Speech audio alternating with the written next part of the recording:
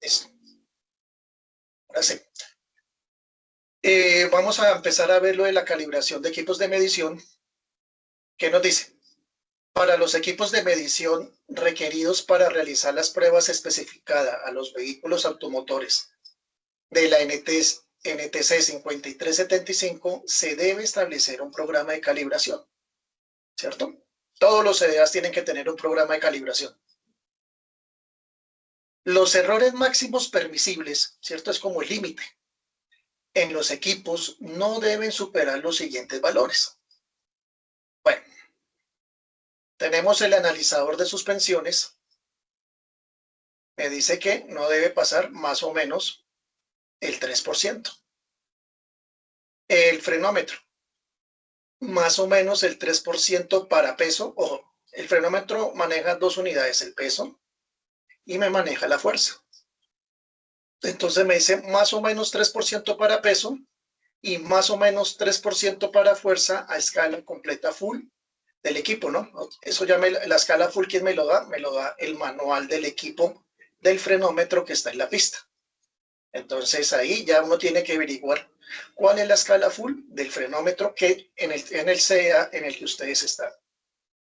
Alineador de luces, más o menos el 10%. En el alineador también se hacen dos muestras, una de inclinación, ¿cierto? En la que el bombillito se mira si está inclinado hacia abajo o hacia arriba, y tenemos la intensidad, es como el brillo, como la fuerza del brillo que me da las farolas del vehículo. Usted vea que el alineador me toma estas dos medidas, ¿no? Inclinación e intensidad. ¿Cuánto? Más o menos el 10%. Ayer me preguntaban, ¿qué es el alineador del paso?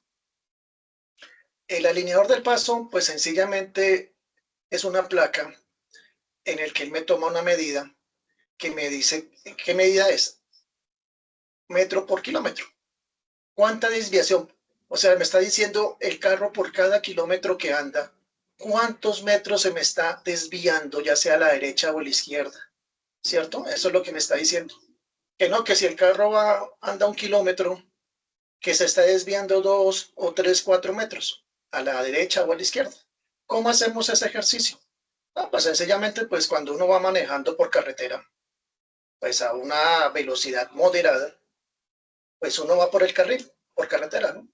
Y usted suelta el manubrio.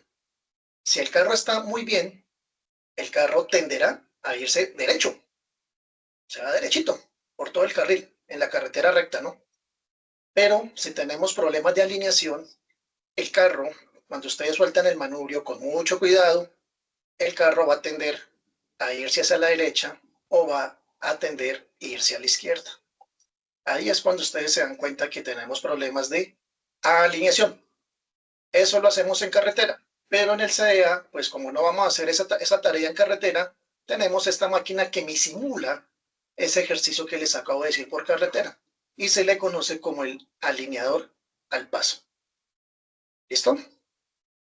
Sí, ya lo conocían. Sí, señor. Bueno, correcto. Sí, señor, Entonces, sí, señor. para los nuevos, recuerden que en este grupo tenemos varios roles, ¿no? Tenemos gente nueva, gente que son inspectores que quieren pasar a pista, tenemos de pronto posibles directores técnicos y los que quieren pasar a pista, los inspectores. Entonces, bueno, pues ya con los que están en CDA, pues ya lo conocen. Para los nuevos, pues ahorita más adelante vemos unas fotos del alineador al paso.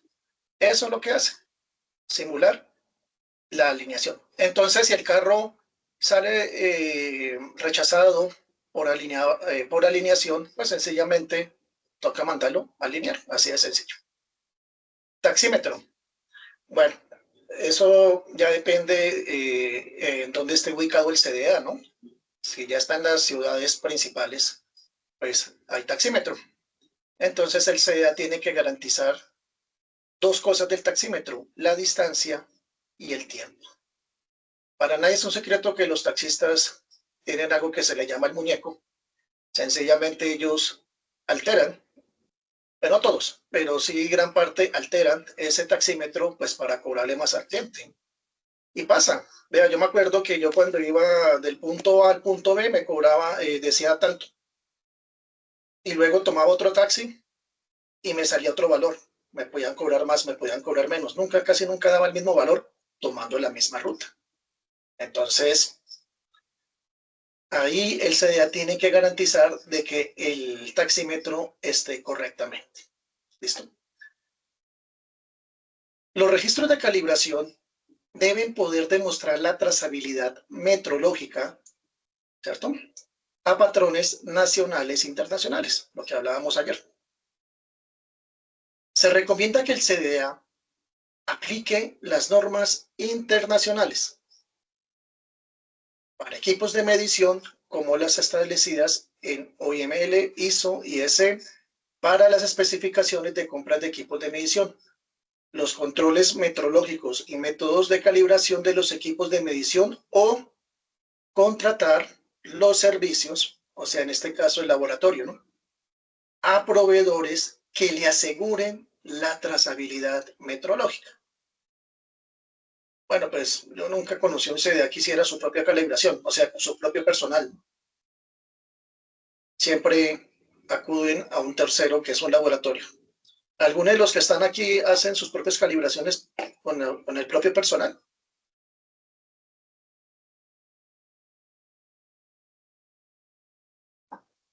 No, profe, no, señor. Ah, es No, no sé, complicado. señor. Es muy complicado porque es que si lo llegan a hacer, tienen que ustedes tener mucho papeleo y una preparación. Entonces, para quitarse de chicharrón es mejor contratar al laboratorio. Y ellos se encargan de hacerle toda la tarea y al final, pues, la idea es que ustedes salgan con la calibración aprobada. Estos laboratorios Sí, estos laboratorios están registrados ante la UNAP. sí, claro. Tienen que ser laboratorios registrados y todo, para que no vayan a tener problemas ustedes también. Ok. Bueno, Profe, una pregunta. el CEA puede realizar las calibraciones de los equipos de medición o contratar los servicios de proveedores que le aseguren la trazabilidad metrológica. Ahí me da una nota, pero creo que casi ningún CEA lo hace por sus propios medios. Bueno, entonces, vamos a empezar a hablar de unos términos, que es el error máximo permitido, ¿cierto? Es lo que me menciona así. Para el caso del frenómetro, en la magnitud de fuerza se establece que su máximo error permitido es del 3% de la escala completa del instrumento. Esto quiere decir que debe consultarse, es lo que les decía ratico, el manual del fabricante, ¿cierto? ¿Quién me lo dice? Pues el proveedor. Y revisar cuál es la escala máxima del instrumento. Eso ya lo tiene cada proveedor. Y calcular el porcentaje usando las siguientes fórmulas. Bueno, entonces me dice, porcentaje de error es igual al error sobre el rango o el patrón por 100. Porcentaje de incertidumbre sobre el rango por 100. Bueno, ¿por qué salen estas fórmulas? Pues porque sencillamente cuando ustedes le entregan los certificados de calibración, a ustedes se los entregan en unidades que no son de porcentaje. Pero yo para hacer el cálculo necesito pasarlo a porcentajes. Entonces empezamos a utilizar estas fórmulas. Ahorita lo entendemos un poco más con un ejemplo. Para analizar los certificados de calibración, es necesario conocer el máximo error permitido del equipo. De esta manera podemos determinar la conformidad del instrumento aplicando la siguiente fórmula, ¿cierto? Entonces aquí ya me aparece E, la U y el máximo error permitido. Bueno, entonces aquí me aparece la tabla, ya como resumida, de los errores máximos permitidos que se encuentran en la norma. Es lo que les decía. El luxómetro. Recuerde que son dos magnitudes. Inclinación, el ángulo, ¿no? Si la bombillita está apuntando hacia el piso o hacia arriba. La intensidad, la fuerza del brillo de la bombilla, ¿cierto? Más o menos el 10%, aquí me lo dice el numeral 418. El taxímetro, tiempo y longitud, más o menos el 1%. El alineador al paso, la longitud, más o menos 1 metro por cada kilómetro. Analizador de suspensión, masa, magnitud, error máximo permitido, más o menos el 3%. El frenómetro me maneja 2, masa y fuerza. En masa más o menos el 3 y la fuerza el 3% de la escala total. ¿Quién me da la escala total? Recuerde, el manual o el proveedor, le tiene que decir. Bueno, aquí ya me menciona otros que no están en la 5385. Después lo veremos, que es la 4231, que es la de gas, la del diésel, y la 4983, que es la de gases de los vehículos a gasolina. A esos equipos también se les realizan estas pruebas. El opacímetro, pues sencillamente es el análisis que se le hace a los vehículos diésel. Y los de abajo, los motores a gasolina o ciclo Otto, ¿no? Entonces aquí ya me habla de una frecuencia, de una temperatura y de una opacidad del opacímetro. El analizador de gases, de una frecuencia, una temperatura, y aquí ya me empieza a hablar de los gases que están analizando, que son hidrocarburos, monóxido y dióxido, ¿cierto? Bueno. Las condiciones ambientales. ¿A qué aparato se refiere? Donde hay una humedad relativa y una temperatura.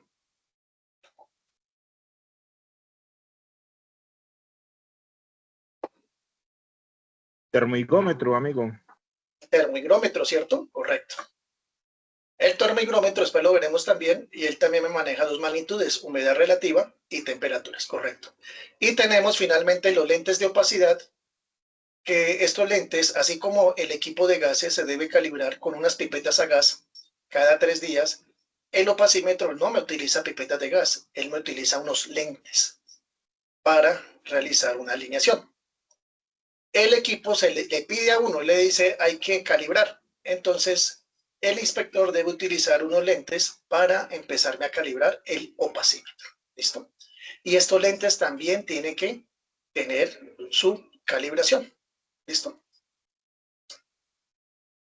Bueno, entonces, la mejor forma de entender las fórmulas es con un ejercicio. Ejemplo. Bueno, ¿qué es lo que, ¿alguien sabe qué es esto lo que está abajo?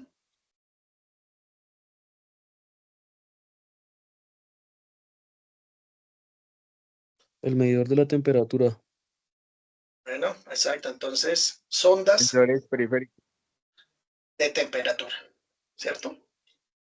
Entonces, estas ondas las utilizamos, por ejemplo, en la prueba de gases. Entonces, aquí vemos que esta punta se puede colocar en el bloque o se puede ingresar por el tubito donde está la varilla del aceite. ¿Listo? Más adelante lo veremos. Entonces, se le conoce como la sonda de temperatura. El valor patrón. Recuerda que el valor patrón es como el valor principal donde se va a tomar eso.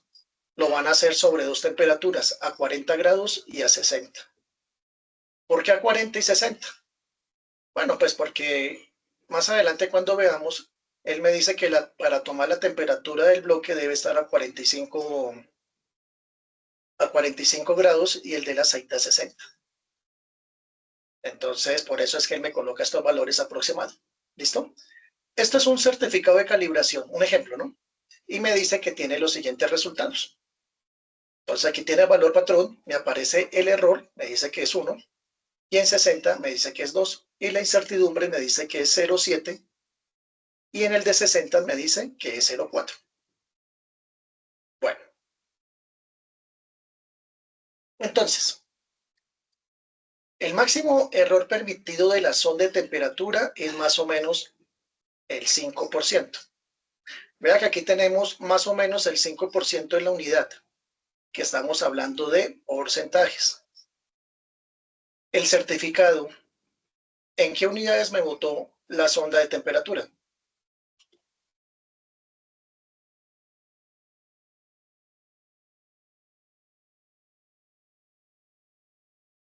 centígrados. En grados centígrados, ahí lo dice. Correcto.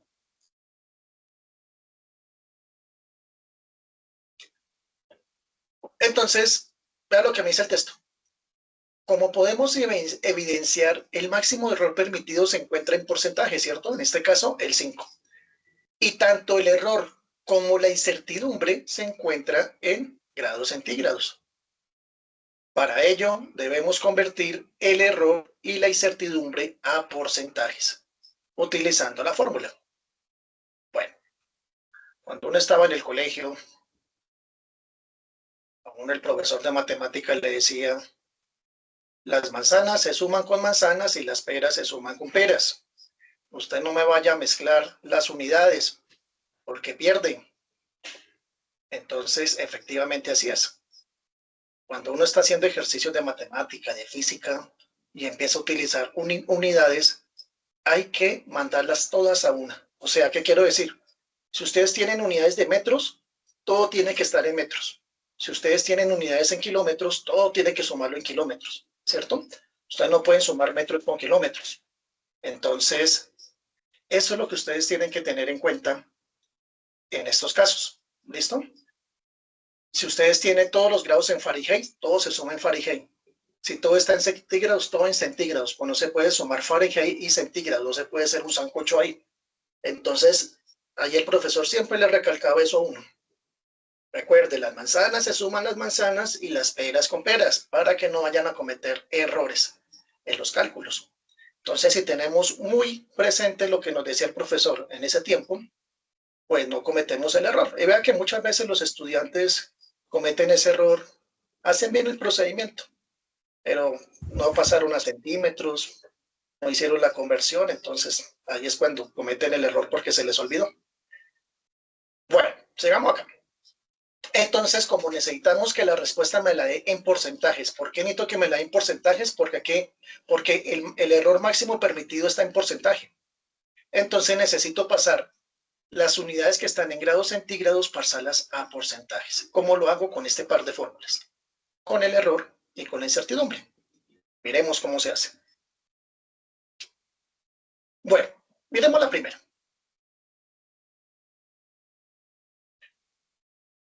Vamos a buscar el punto 40. Porque son dos puntos que me da el certificado, ¿no? Me da 40 grados y 60 grados.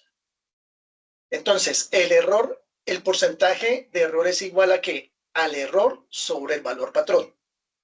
Entonces, si yo me devuelvo a la tabla principal, ¿cuál es el error? 1 sobre el valor patrón, ¿cuánto es? 40. ¿Listo? Sí, sí, vamos claro hasta ahí. Sí, señor. Sí, señor. Bueno, necesito que no se me vayan a desconcentrar algunos porque después se pierden. Entonces la fórmula me dice, vuelvo y repito, porcentaje de error es igual al error sobre el valor patrón y luego me lo multiplica por 100. Entonces yo miro aquí la tabla y digo así, 1 sobre 40 por 100. Miremos la incertidumbre. Entonces me devuelvo a la tablita. En 60 grados, ¿no? Ah, perdón, seguimos en 40. Incertidumbre es igual a la incertidumbre sobre el valor patrón. Entonces, 0,7 sobre 40. Entonces me devuelvo y aquí lo pongo. Y aquí lo escribo. ¿Listo? Entonces ya lo tenemos, ya tenemos listo para hacer la operación. En el punto 60. ¿Cuánto es en el punto 60? ¿Quién me dice ahí? ¿Puede devolver la imagen, profe, para mirar? Ya, está demorado acá. Listo, ya. Entonces serían el error, serían 2 sobre 40 por 100. 60. 60, correcto. Aunque estamos en el Por punto... 60, qué pena. Exacto, el error, Y en 2 sobre 60 y la incertidumbre 0,4 sería por 0,4 60 sobre 60. por 60. ¿cierto? Entonces ahí ya tenemos ya lo tenemos planteado. El resto, calculadora. Hagamos cuánto les da. Y me dicen, ¿cuánto les da 1 sobre 40%? 0,7 sobre 40%. 2 sobre 60% y 0,4 sobre 60%. La primera da 2.5%. Sí. Bueno, listo.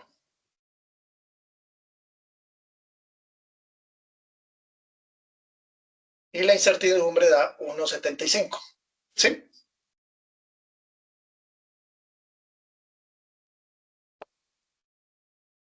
Sí, señor. Listo. Ahora hágalo para 60 grados.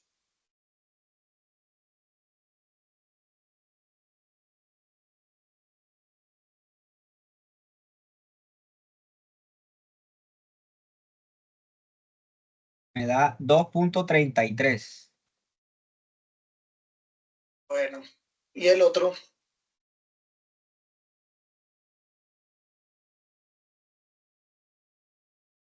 No, el primero da 3.33. Sí, 3.33. ya miramos. Sí, señor, Entonces, 3.33 y el otro es 0.6. correcto. 3,33 y 0,67. ¿Listo? Entonces ya tenemos nuestros errores, nuestras incertidumbres, ya no en grados centígrados, sino ya lo tenemos en valores de porcentaje. ¿Listo? Ese es el paso número 1. Pasar las unidades al porcentaje. Ahora hacemos el análisis.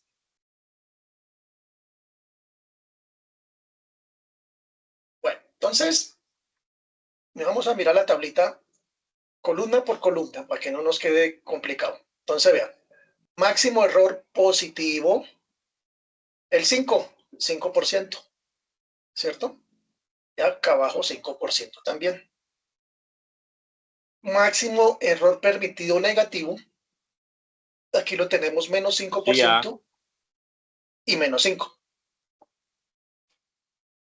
Bueno, ahora tenemos la lectura patrón. Tenemos 40 grados y 60.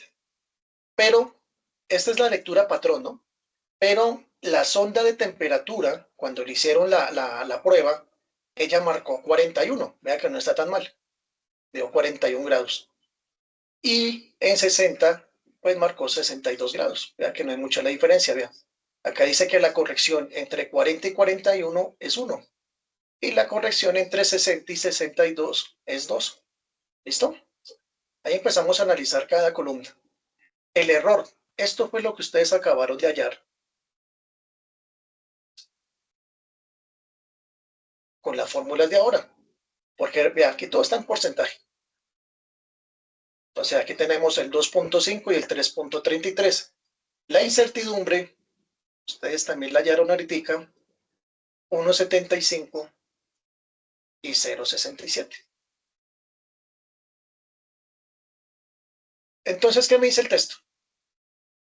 Como podemos evidenciar el error, más o menos la incertidumbre máximo es 4.25. ¿Por qué me dice esto? Porque aquí él me lo dice. El error más la incertidumbre debe estar por debajo, menor o igual al máximo error permitido. ¿Listo? Repito, el error más o menos la incertidumbre debe estar por debajo del máximo error permitido. Vamos a ver si es verdad. Me devuelvo. Entonces ustedes cogen el error, en este caso en el punto 40, que es 2.5, lo suman con 1.75.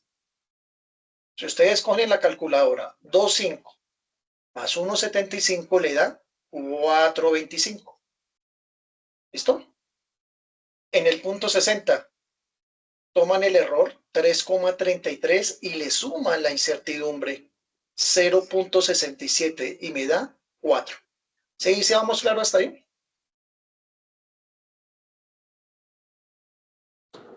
Sí, señor. Bueno, listo. Pero aquí estamos haciéndolo, aquí lo estamos sumando, pero también tenemos que restarlo. Entonces lo hacemos al revés. 2.5 menos 1.75 en la otra columna es 0.75. Para la resta, 3.33 menos 0.67 me da 2.67. Entonces, si se dan cuenta que en la columna 1 se sumó y en la columna 2 se restó, ¿cierto? Porque él me dice más o menos, hay que tener en cuenta los dos. Bueno.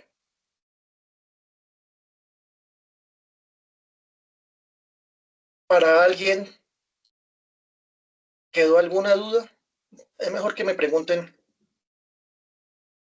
porque de En, pronto, en pues de ese, pronto, ¿sí? en ese caso, pues Profesor, quedó ese porcentaje que conforme. aparece en rojo, esto está mal. ¿Qué cosa? El porcentaje ese que aparece ahí en rojo, el 4.25. Es menor Bueno, que 5. entonces, vean lo que quiere decir el color rojo. Me dice que el error máximo es el 5%, pero sacó 4.25. ¿Será que pasa o no pasa? Sí, sí pasa, porque Sí el pasa, máximo de 5% me Sí, está sí diciendo. pasa. ahí pasa. Es que aquí se puso de color rojo porque es que yo estoy teniendo en cuenta de que en la próxima calibración, de pronto él ya no me va a marcar 4.25, de pronto me va a marcar un puntaje más alto. Entonces yo lo que quiero decir acá es que, ojo, pasamos por hoy, pero de pronto más adelante el 4.25 se me va a aumentar. Entonces eso es lo que significa, no significa que se haya quedado la sonda. Si la sonda hubiera marcado, por ejemplo, 5.28, nada, no pasó la calibración. Por el lado negativo, marcó menos 6.3, entonces ahí tampoco aprueba. ¿Listo? Bueno, ¿alguien tiene alguna duda hasta ahí por ahora? Profe, yo tengo una duda de los valores que usted arrojó en el cuadro del ejemplo. ¿Esos valores los hizo como aleatorios o son valores que entran dentro de las pruebas de análisis de gases? ¿Cuál valor? ¿Está en esa tabla los valores? No, la tablita anterior del ejemplo, donde está el valor patrón, el error y la incertidumbre. Ah, esto. Estos son un ejemplo de un certificado de calibración. Entonces, ¿qué pasa? Fue el laboratorio, le hizo las pruebas a todos los equipos, ellos no le van a decir nada. Y como a la semana o a los 10 días, allá a su CDA le llega un sobrecito. Ahí es cuando uno comienza a sudar. Entonces le dicen, llegó los resultados de la calibración. Entonces uno tiene que agarrar uno por uno. Y esto, vea, ¿qué pasa? El laboratorio usted le bota esta tabla. Este es un valor real de un laboratorio. Él le dice, vea, esto fue lo que nosotros hallamos. Mire usted a ver si pasó o no pasó. ¿Sí me entienden? Ellos le entregan a usted un informe.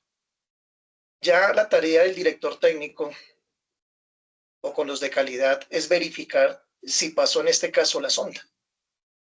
Entonces, a ustedes, al CDA le entregan estos certificados de calibración, le entregan unas tablas con varios valores. Pues aquí solamente puso 40 y 60, pero a veces mandan como 10 filas. Pero uno coloca los puntos más significativos, digámoslo así. En este caso se escogió 40 y 60. Entonces, en base al certificado de calibración, ustedes tienen que hacer el análisis. Y ahí ustedes se dan cuenta si pasó o no pasó, en este caso, la sonda de temperatura. ¿Listo? Bueno, ¿algo más? Pero Para... pero Sí, entiendo que decía que para el bloque tenía que tener más o menos 40 y para el aceite 60. Ese valor sí, no, ¿de dónde lo sacamos? Ah, pero no, eso Porque lo veremos sí. más adelante, eso lo veremos más adelante en la 5375. Ah, La ya. norma 5375, él ya menciona esos valores, que es Mm, 45 Sí, grados y compañero, 60. para que tú le hagas una prueba de gases a la moto, mínimo debe tener 40 grados para que le hagas una prueba a una moto de gases. Creo que por eso Exacto. está, profe. En las Y, motos, y decía que allí en ese caso mandaron dos datos, pero que hay veces mandan más. Y si, sí, no, por no, decir algo, mandan ocho datos y de los 8, uno nomás no pasó, por eso se rechaza de la sonda. eh, O sea que de los ahorita 8, miramos, ahorita miramos un ejemplo más largo, ok. pero uno sí tiene que tomar los valores, o sea, ¿qué son los valores significativos? Son los valores que se aproximan a la norma. Por ejemplo, en la 5375 me dice que la sonda de temperatura tiene que trabajar a 45 grados cuando se pone en Mm, el bloque de motor y o ya. 60 grados cuando se pone en el tubito donde está la varilla del aceite, ¿cierto? Sí. Entonces ustedes tienen que buscar los valores que se aproximen, en este caso, a 45 y 60. De pronto acá Mm, arriba estaba 30, 40, ujú. que es hasta 60, para abajo sigue 70, 80 y 90. Pero a mí no me importa 70, 80 y 90, porque 70, 80 y 90 yo no lo voy a utilizar en el CDA. Así 30, ellos de 20, pronto, así de pronto para 30 esos y 20. valores sí no cumpla, pero pues dentro de lo que sí se aproxima, sí cumple, Exacto, entonces pasa la sonda. Listo, ok. exacto. Vea que aquí no le votan usted 45, aquí lo hicieron con 40, entre 40 y 60. Entonces dice, bueno, pues si la sonda está entre 40 y 60, pues está el 45, ¿no? Entonces, Ujú. si pasan en estos dos, pues lo podemos pasar bien, ¿cierto? Entonces ahí el director técnico lo que tiene que hacer es buscar los valores, eh, como los puntos claves, digámoslo así, que se aproximan O a de la norma. operación o de trabajo. Exacto, muy bien. Y ustedes tienen que buscar esos valores. Entonces, en este ejemplo, pues realmente pues tomamos 40 y 60. A mí ya no me importa 70, 80 y 90 porque la sonda no va a trabajar nunca en mis pruebas a 70, 80, 90 grados. Y si está a 20 grados tampoco me importa porque la sonda nunca se va a trabajar por 20 grados, ¿cierto? Entonces aquí la estamos trabajando entre 45 y 60 grados. Entonces realmente estos dos valores son los que me interesan realmente, en este caso, en la sonda de temperatura. ¿Listo? Eso es lo que uno tiene que analizar, los puntos significativos. Sí, Eso no profe, lo... pero Profe, porque ahí entre esos dos valores entra el de carro para carro y para moto, porque para carro son 45 mínimo y para moto 40. Entonces, entre esos dos valores entra el rango. Pero ojo, aquí estamos hablando de la pista de carros, o bueno, o de motos. Pero cada certificado de calibración viene cada certificado por cada pista y por cada qué, y por cada equipo. Cada por equipo. cada equipo. Eso no, o sea, si hay 4 sondas de temperaturas, hay que hacerle los certificados a las 4 sondas. Aquí solamente estamos hablando de una sola sonda. Sí, profe, pero de todos modos, cuando desde la parte de metrología se debe calibrar valores por encima y por debajo de la parte de operación del equipo, porque esas incertidumbres de todos modos son reconocidas cuando usted hace el análisis de incertidumbre general de todo el procedimiento. ¿Por Exacto. qué? Porque uno tiene en cuenta lo que es la incertidumbre del equipo, del operador y de la manera de medición. Sí, Entonces, pues eso también hay que tenerlo en cuenta. exacto. Exacto, se toma a todos en cuenta, pero realmente son como los que más se debe destacar, ¿no? Sí, y de todos modos, pues la norma le dice a usted en qué puntos debe mandar a calibrar, o bueno, en el menor No, no, no, la menor cantidad de puntos, la menor cantidad de puntos para usted poder calibrar un equipo, es que aquí pero no tengo las. siempre y cuando esté en la norma. Pues por lo general en equipos, bueno, yo conozco los de laboratorio, la 17025, Sí, eso es lo que dice ellos, de que deben tener un rango ahí sea por encima y por debajo de los normales de operación. ¿Por qué? Porque ellos de todos modos influyen en la lectura de los datos que usted va a reportar.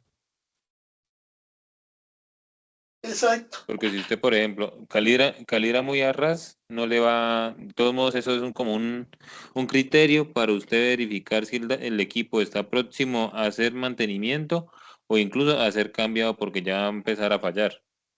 Sí. Exacto. Todos esos detalles hay que tenerlos en cuenta. Exacto. Bueno, aquí pues para que no nos vamos a chicharronar mucho, pues sencillamente pues tomamos los puntos significativos, ¿no? Pero lo más importante es mirar el procedimiento. ¿Listo? Es como entenderlo, el procedimiento, cómo se realiza. Entonces, al final, pues ya se mira una gráfica control, una gráfica y se analiza. Entonces, aquí los verdes son el error máximo permitivo positivo, y aquí lo tengo negativo. Y aquí tenemos la sonda de 40 y aquí de 60 grados. Entonces, ¿dónde que se me hizo acá? Me dice que se me acerca a 425, que es la de 40 grados. Regálame que un momentico. 425.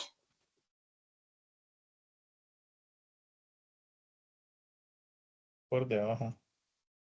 Sí, aquí tenemos el 5. Y aquí vemos que está el 425, que ya comienza a subirse. Entonces lo que yo les quiero decir, pues más adelante esa sonda tenderá un poquito más en un futuro, ¿no? De pronto ya no va a estar marcando 425, quizá ya esté empezando a marcar un poco más alto.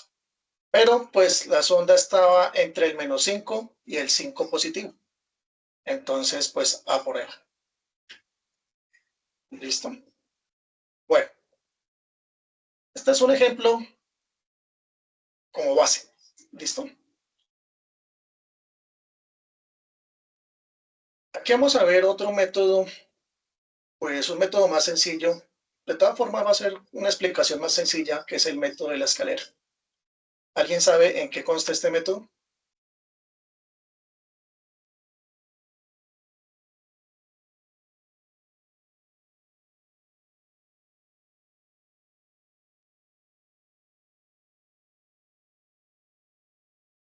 O más bien, ¿para qué yo quiero hacer el método de la escalera?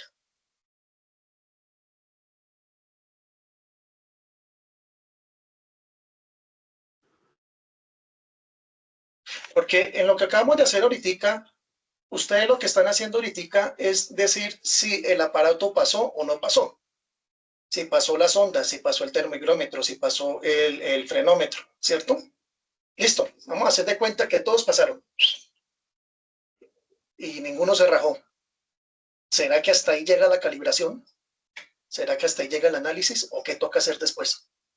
Las verificaciones intermedias. Bueno, sí, correcto. Entonces, entre calibración y calibración, pues tiene que existir algo que se llama la verificación.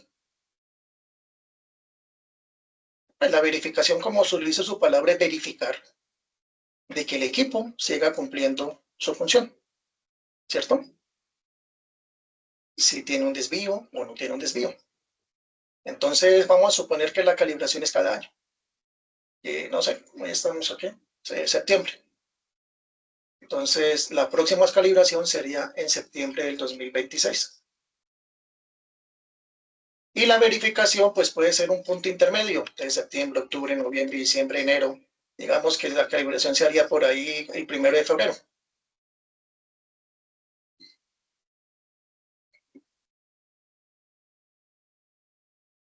Yo lo puedo hacer. Pero la pregunta es, ¿será que hay otro método que sea un poquito más específico?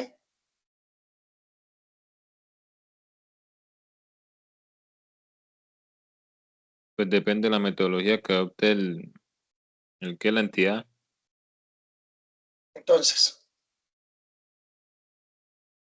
hay algo que se llama los intervalos. de calibración.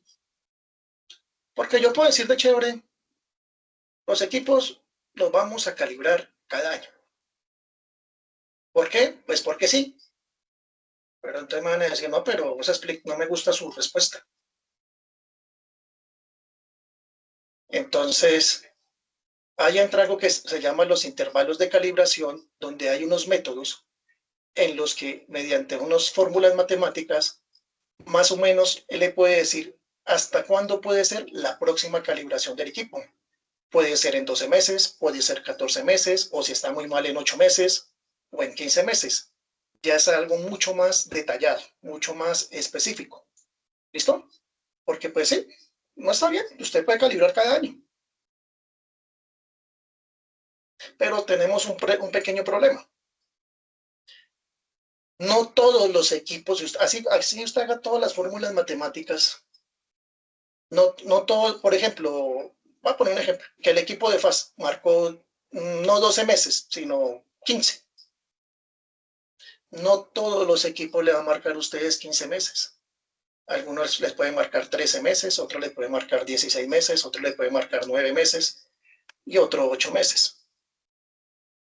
¿Qué pasa? Si ustedes se ponen a calibrar cada equipo en diferentes periodos, va a salir un precio exorbitante y costoso para el CDA.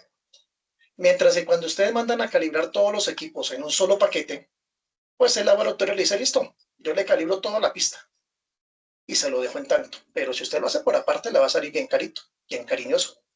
Entonces muchas veces el CDA dice, no, calibre todo de una vez que nos sale a un buen precio. Entonces, por costos, ustedes siempre se van a dar cuenta que el laboratorio, la mayoría, van a calibrar la mayoría de los equipos en un solo día. Ya de pronto que quede por fuera el lente de calibración y todo eso ya son detalles pequeños, pero todos los elementos de la pista, luxómetro, que el detector de holguras, que FAS, bueno, el detector de holguras no, el equipo de FAS, el equipo de gases,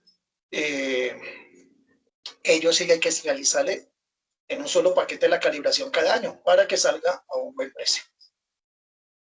¿Listo? Entonces, por eso es que se hace así.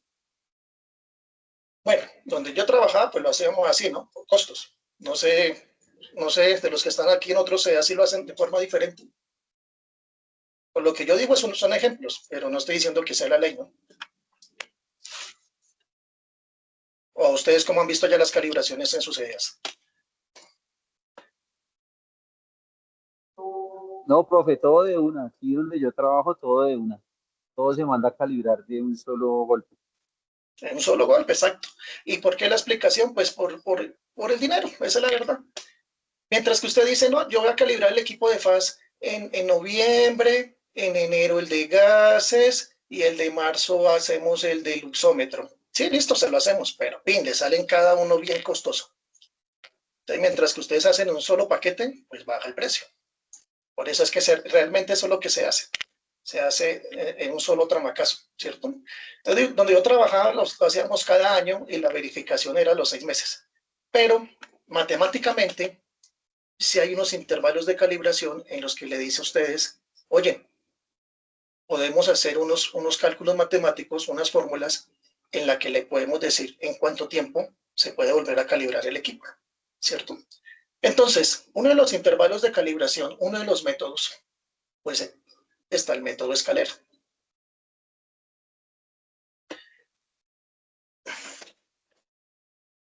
El método escalera, pues es uno de los más sencillos, es de observación, y en otras pues se utilizan las fórmulas. ¿Qué dice? Forma de determinar cuánto tiempo debe pasar antes de que necesitemos recalibrar un instrumento de medición. Vea lo que me dice ahí. ¿Cuánto tiempo? ¿Cierto? Que no, hoy calibramos la sonda de temperatura. Listo, pasó. Esa sonda de temperatura que ustedes vieron ahorita en el ejemplo, hicieron los cálculos. ¿Dentro de cuántos meses tenemos que volverla a calibrar? Hoy diríamos, no, entre un año. Sí, listo. Pero matemáticamente, ¿cuándo sería correcto volver a calibrar? Entonces ahí se empieza a utilizar los métodos. Bueno, ¿por qué la importancia de los intervalos de calibración? Cuando ustedes estén en el CEA, a ustedes, pues para los directores técnicos más que todo es esto. Allá en las auditorías, los auditores ONAC o las auditorías internas le van a decir, bueno, listo, usted ya analizó cada elemento de la pista. Ahora dígame cómo se hacen los intervalos de calibración. Entonces ahí usted tiene que empezar a utilizar algunos métodos. ¿Listo? Bueno, determinar los intervalos de calibración es crucial. ¿Para qué? Para mantener la exactitud y la confiabilidad de que los instrumentos de medición estén al día, ¿no? La importancia. Si no tenemos en cuenta los intervalos de calibración, y usted dice, no, pues, ¿cuándo calibramos la sonda? Hagámoslo dentro de un año. Listo. Pero en realidad la sonda se podría haber calibrado dentro de 2 años. Entonces dice, si calibramos con mucha frecuencia, ¿qué podemos desperdiciar? Si usted no hizo un buen análisis, si usted no realizó el intervalo de calibración, primero, billete. Ustedes saben que cuando al gerente le tocan el dinero,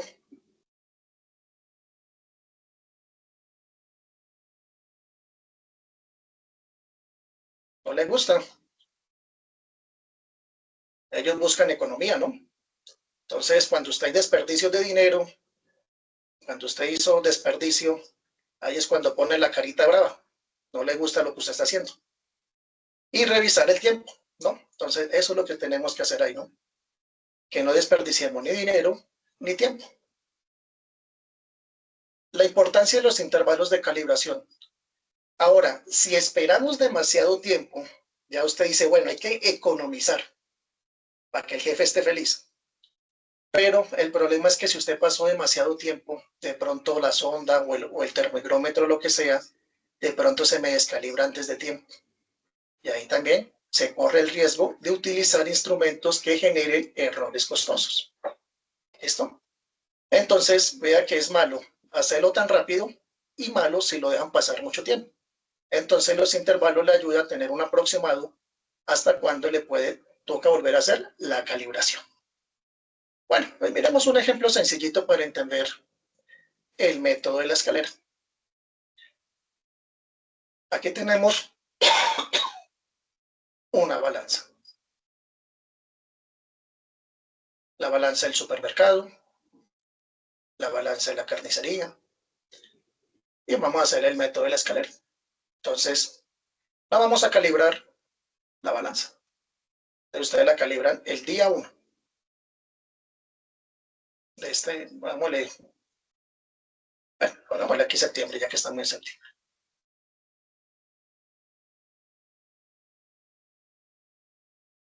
Se calibró el día 1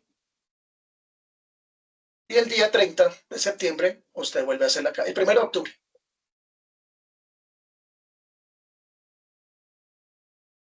Usted vuelve a realizar la calibración. Si la calibración pasa, vamos a hacer de cuenta que cada escalón de la escalera es un intervalo. Entonces usted dice, no, pues hice la calibración y pasó un mes y pasó OK. Entonces yo subo un escalón, ¿cierto? Matemáticamente igual que subo un escalón. Ahora, ¿ustedes qué dirían? Bueno, si pasé un mes, ¿ustedes qué dirían? ¿Hasta cuándo podemos hacer la próxima calibración? ¿Será que hasta dentro de un mes o ustedes qué dirían? 2 meses, porque es un método de escalera para ir descartando tiempo, pienso Esta es yo. la vaina. Entonces usted dice, bueno, pues pasó un mes y aprobé, pues no hay necesidad de calibrar dentro de un mes. Y ahí me ahorro otra plata. Entonces usted dice, no, pues vamos a hacerlo a 2 meses. Entonces sube 2 escalones más, o sea, significa 2 intervalos más. O sea que la próxima calibración ya no va a ser el 1 de noviembre, sino el 1 de diciembre. Y el 1 de diciembre llegó. Y pasó otra vez la calibración. Y vea que sigue subiendo el método, ¿no? Vea que el método puede subir o puede bajar. Profe, es como un método, parecido a un método de ensayo y error, por Sí, el aproximadamente, método en exacto. sí. Ahí va el problema. Ahorita lo miramos. Entonces usted dice, bueno, pues a los 2 meses y a los 2 meses pasó. Ahora usted qué piensa, que lo hagamos a los que.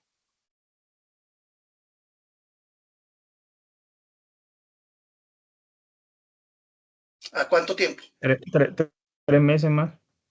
Eso. Entonces usted dice, no, pues ahora hagámoslo a los 3 meses y me ahorro otro dinero. Entonces ya no es el 1 de diciembre, pasa el 1 de enero, el 1 de febrero, al 1 de marzo del otro año. Y usted el 1 de marzo volvió y calibró. Pero cuando le hicieron la calibración, Falló. señor, no pasó su balanza. Entonces uno dice, bueno, pues no pasé a los 3 meses, pero pasé a los 2 meses. Entonces usted se baja un escalón más.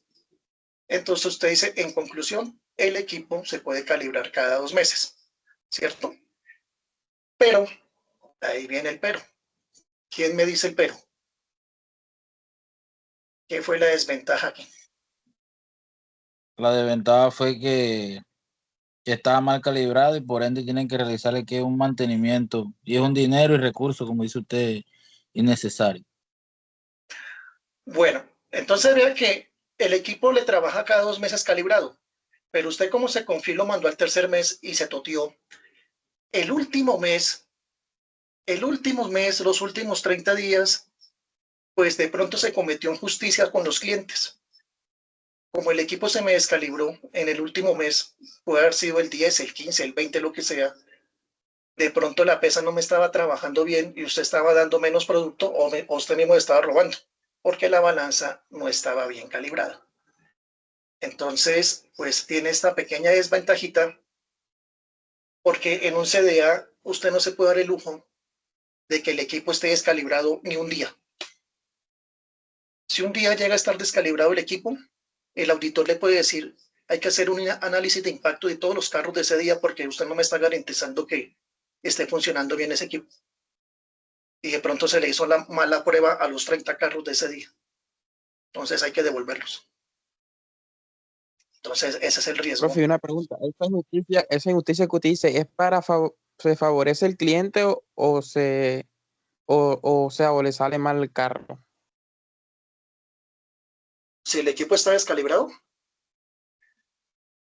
Sí, si el equipo está descalibrado, por ejemplo, en la prueba de gases, si el carro está mal de gases y el equipo es descalibrado y el carro le marca bien, ahí no estaría perjudicando al cliente. Un claro que lo ejemplo. está perjudicando. Porque volvemos a lo mismo. Pues Si usted se confió que en estos días, ¿sí? se perjudica tanto el cliente como el CDA porque por la relación del impacto que le haría un auditor, pues regresarían el poco de vehículo y sería volver a hacer la prueba y así mismo podrían colocarle una multa al CDA, una no conformidad. Exacto, es que por eso le digo que aquí pues en la balanza vaya y venga. Porque pues, listo. Bueno, pues le fue unos gramos más al arroz, a la carne, lo que sea, pero no se diga, si el equipo está descalibrado y de pronto el carro se le hizo malas pruebas, hay carros que estaban en buen estado y en realidad lo rajaron, o al revés, o carros que estaban bien malos y pasaron, porque el equipo está descalibrado. Entonces, y si el auditor ONAC se llega a dar cuenta de que estuvo descalibrado, así sea un día, ese día él le puede hacer devolver todos los carros. Porque usted no, porque el equipo no estaba funcionando. Entonces, el método de escalera pues tiene este pequeño inconveniente, no es tan confiable, ¿no? Aunque ya hay otros métodos de escalera que utilizan otras fórmulas, pero este es como de observación, ¿cierto? Digámoslo así. Bueno, entonces este es uno. Que sube un escalón, baja un escalón. Que me fue bien, pues sube 2 escalones. Que subí 3 escalones, pero me toteé en el tercero, entonces vuelvo y bajo otra vez. Entonces, más o menos así es que trabaja el método de la escalera, ¿cierto? Sube y baja, de acuerdo a eso. Entonces, para este ejemplo, pues, lo ideal es que esta balanza se calibre cada 2 meses. Si ya quiere ser más específico, no, es que la calibración me puede durar 2 meses y 10 días.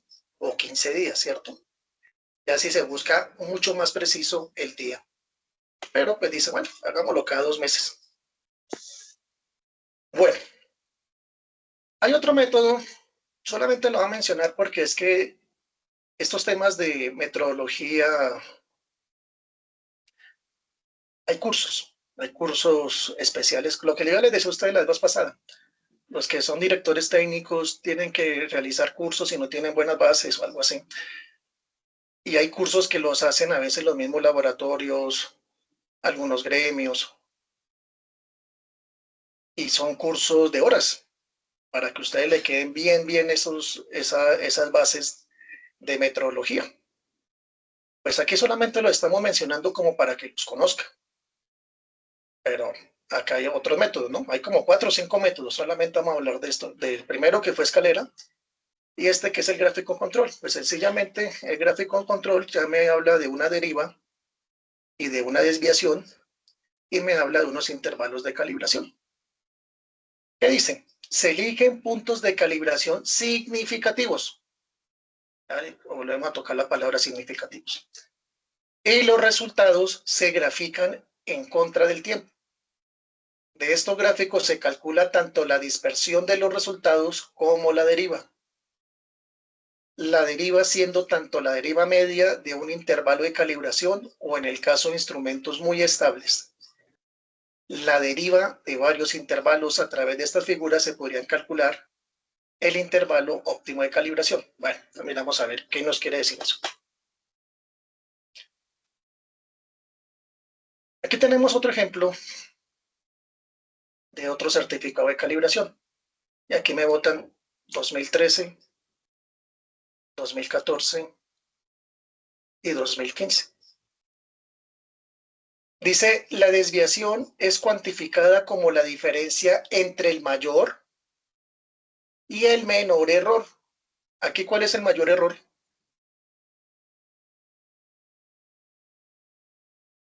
Cinco kilogramos. 5.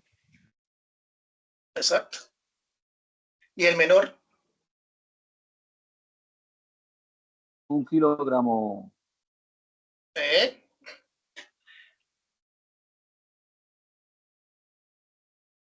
Menos es el 3. menor? Menos 3. Recuerde que menos 3 está por debajo de 1. Recuerde el mayor y el menor, ¿cierto? Ahí ustedes lo miran en el punto de calibración. Aquí ya tenemos el mayor y aquí tenemos el menor, ¿listo? Bueno.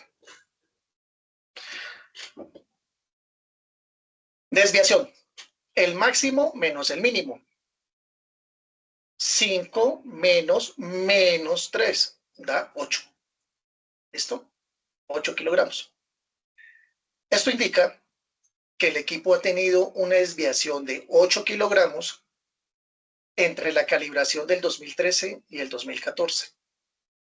Por lo que asumimos un tiempo de 12 meses, por lo que pasó un año entre el 2013 y el 2014, ¿no? Si hubiera sido de pronto en el 2015, pues ya de pronto ya no dice 12 meses, de pronto ya me habla de 24, pero como el 2013 y el 2014 está uno detrás del otro, pues dijeron que lo van a asumir a 12 meses. Toman la deriva. ¿Cuánto fue la desviación? Pues aquí hicieron la fórmula y dio 8. ¿8 qué? 8 kilogramos. ¿Qué es la deriva? Pues es el tiempo 2 menos el tiempo 1. Pues la diferencia pues son de 12 meses. Y ahí hacen la operación y da 0.67 kilogramos por mes. Son aproximados, ¿no? De acuerdo a este cálculo podemos evidenciar que el instrumento presenta una deriva, un envejecimiento metrológico de 0.67 kilogramos cada mes. Entonces ahí ya hallaron la deriva, ¿cierto? Entonces vean, aquí ya utilizaron la fórmula número 1.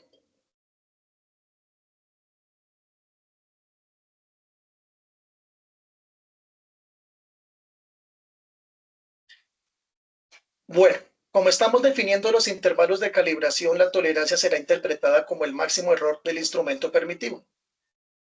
Entonces aquí ya me habla del máximo error sobre la deriva. Este lo voy a dejar planteado porque es que este realmente ya tiene un desarrollo matemático bastante largo. Me toca hacerle análisis a cada punto. Entonces, aquí en esta tablita de Excel, pues esta es la tablita que se manejaba en ese tiempo allá para sacar los intervalos de calibración. Pues aquí sencillamente usted ingresaba los datos, vea. Esto que es el nombre del equipo, suspensión, número de serie, la medida, y me dice que el año, tenemos el año 2018, 2019 y 2020, y el patrón tenemos el 30. Aquí le entregan los resultados de la calibración, entonces usted lo pone acá, menos 0,1, menos 213 y menos 213. Y aquí tiene, en el Excel ya tiene la fórmula matemática de todas estas fórmulas que vimos aquí. Ya usted no lo hace a lapicero ni nada. Eso ya está metido dentro del Excel, ya está metido dentro de las fórmulas. Ya que me dice que la desviación fue tanto, que la deriva fue tanto. Y al final le dice cuánto le da el intervalo, 34 meses. O casi los 3 años. ¿Listo? Que en el punto 40, patrón 40. Lo mismo, se analizó 2018, 2019 y 2020. Se colocan los valores que le da el certificado del laboratorio. Y ahí usted comienza a reemplazar en la tablita y él le comienza a botar, vea. El intervalo, 115 meses. ¿Cuánto le da? No, pues en este punto me está dando 10 años. En el punto 60 me está dando 14 años. Que en el punto 100 me está dando 3 años. En el punto 199.99 me da 6 años. 299.95 años y así sucesivamente. Entonces, estos intervalos de calibración, pues ahí le demuestra a uno más o menos en cuánto tiempo lo tiene que hacer de acuerdo al valor de cada patrón, ¿no? Pero pues ya para que no se enchicharrone tanto el CDA, pues dice, calibremos cada año y ya. Sino que esto lo hacen es como para tenerlo ahí, para darle respuesta a la auditoría. Porque en la auditoría a usted le van a preguntar esto. ¿Cómo se saca los intervalos? Y usted tiene que decir, se hace con fórmula, y ahí usted le explica. ¿Cómo la ven hasta ahí?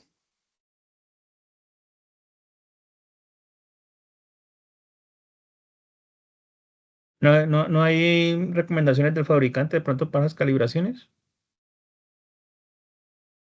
No es que, perdón.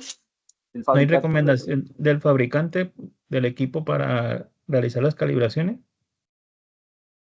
Ellos que tienen la mayor, son más expertos y todo que uno. No, pues lo que yo les decía a ustedes, si la calibración va a ser esta noche, pues entonces hagan el mantenimiento, intenten programar el mantenimiento 2 noches anteriores para que esté pegadito a la calibración y el equipo no se me vaya a desajustar. Porque la idea es que ningún equipo quede descalibrado, que todos tengan la calibración. Porque ya con que un solo equipo, una sola herramienta no llegue a tener certificado de calibración, eso es un chicharrón para el CDA, para el director técnico, porque usted tiene que empezar a hacer análisis y cómo podemos cuadrar eso y que no sé qué, y que el auditor encima. Entonces la idea es que pase todo. Esa sí es mi recomendación, no hagan todo lo posible porque no se quede ningún equipo, porque después es un dolor de cabeza. Porque, o si no, el auditor les va a decir, o sea que el equipo se descalibró y usted me lo ajustó en una semana, listo, está bien, ya quedó ajustado. Entonces, en esa semana, ¿usted cómo hizo con los vehículos? O sea que se le realizó mal las pruebas, ¿cierto? Hay que devolver carros. Y ahí comienza a hacer el análisis de impacto, que es una tarea bastante tediosa y cansona. Entonces, hacer todo lo posible para que aprueben, ¿listo? Porque si no aprueban, Dios mío, eso para volver a quedar es una tarea bastante dura. ¿Listo? Entonces, los que están en este grupo, y más que todo es como para directores técnicos, tienen que estar muy pendientes de eso y mirar a ver qué el equipo no hay que no tenga que ajustarlo para que no tengan inconveniente, ¿listo? Bueno, entonces, de pronto, pero bueno, es que este Excel que tenemos aquí, pues ya estamos hablando de 7, 8 años. De pronto hoy día, ya ustedes, pues de pronto ya tengan un programa mucho más avanzado que esta hoja Excel, ¿no? Y de pronto ya ustedes saquen los intervalos de calibración de pronto de otra forma, ¿no? Sí, si tienen otro programa o todavía lo siguen manejando con Excel. Sí, pero los que saben, ¿no? De pronto los que conocen ahí.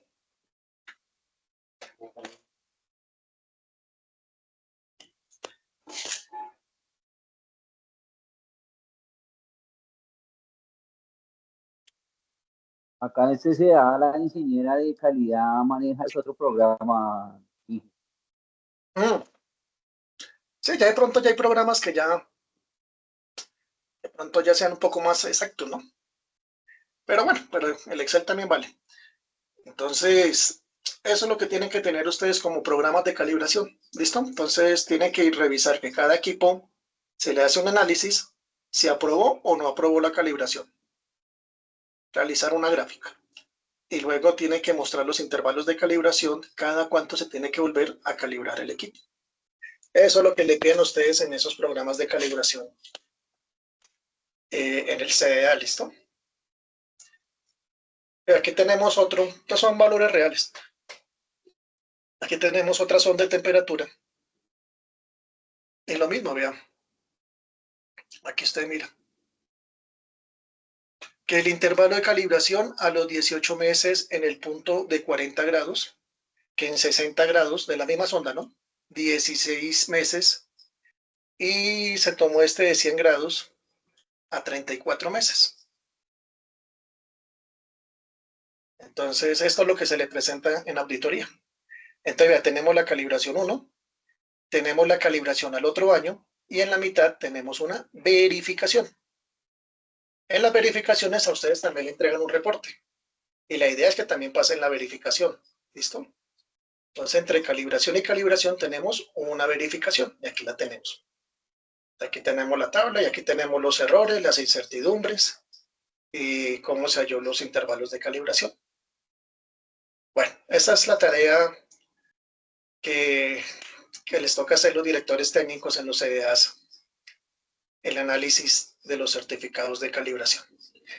Es una tarea larga, entonces para los nuevos mi recomendación es que cuando lleguen los certificados vayan trabajándolo tranquilamente, agarran uno, lo trabajan un día, bueno, si tienen más tiempo pues van trabajando más y más, porque si dejan todo para lo último, eso comienzan a meter datos y posiblemente le quede algo mal. Entonces, tan pronto lleguen los certificados, vayan trabajándoles. Ahí tienen una, 2 semanas, y en 2 semanas de pronto ya saquen todos los resultados.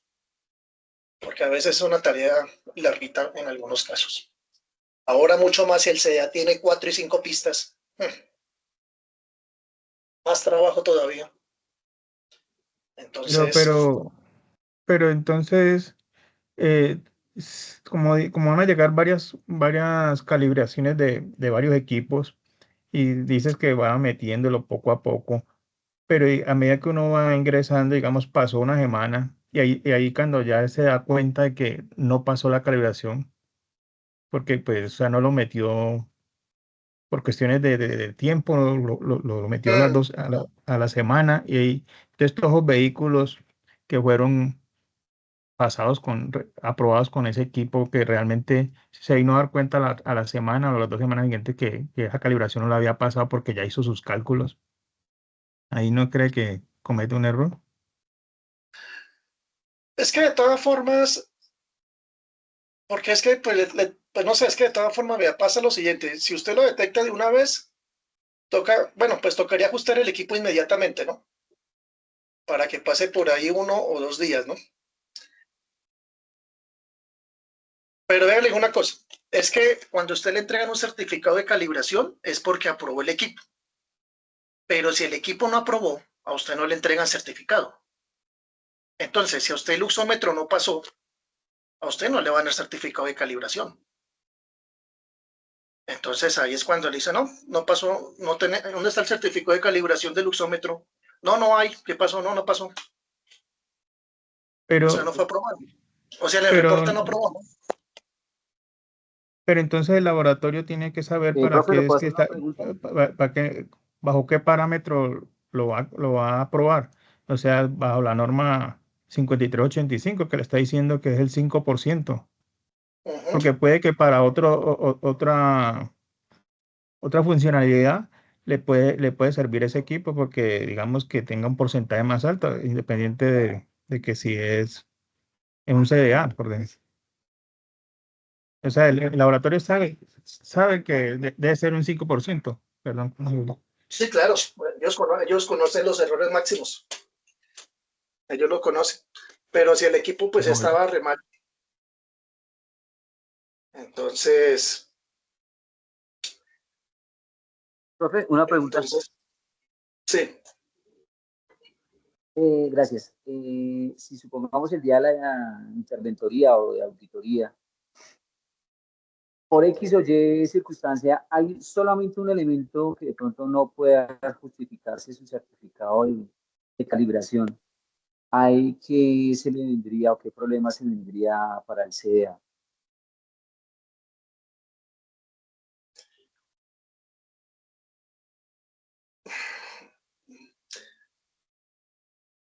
No, es que ya con que una sola herramienta no esté funcionando, por ejemplo, si usted manda a calibrar dos ondas de temperatura y una le pasó y la otra no le pasó, pues usted puede seguir trabajando con la que está buena en todo. Y esta pues mandarla a cambiar, a comprar y hacerle lo otro. Pero si ya estamos hablando de un frenómetro que no se puede reemplazar tan fácilmente y llega a estar descalibrado, es que muchas veces ya el propio laboratorio cuando le llega el informe ya usted empieza a mirar los listados y usted ya se da cuenta cuál fue el equipo que no pasó. Entonces, ahí va a ser un chicharrón porque si usted manda a ajustar el equipo, de pronto el ajuste se demore 1 o 2 días y en esos 2 días toque cerrar el CDA para hacer las cosas bien, ¿me entiende? Porque si en esos 2 días usted recibe vehículos, ahí el auditor va a decir, bueno, entonces usted, ¿por qué en esos 2 días sí siguió recibiendo vehículos y usted cómo fue que hizo si el frenómetro estaba descalibrado? Entonces ahí es cuando le empiezan a hacer análisis de impacto y ahí es cuando le empiezan a devolver un montón de carros. Le dicen, no, esos carros hay que devolverlos. Entonces sí es un dolor de cabeza bastante grande cuando no pasa, ¿no? Pues afortunadamente en los años que yo estuve allá, pues no tuvimos problema de desajuste con un equipo. Siempre estuvimos pendientes de eso y siempre hacíamos el mantenimiento 1 o 2 días antes. El día de la calibración llegaban también los proveedores y los proveedores pues también estaban al lado del laboratorio Ok, profe, bien. y Muchas cualquier gracias por la cosa, explicación. no, y cualquier cosa que necesitaban los del laboratorio, los proveedores de una vez se lo cuadraban, ¿me entiende?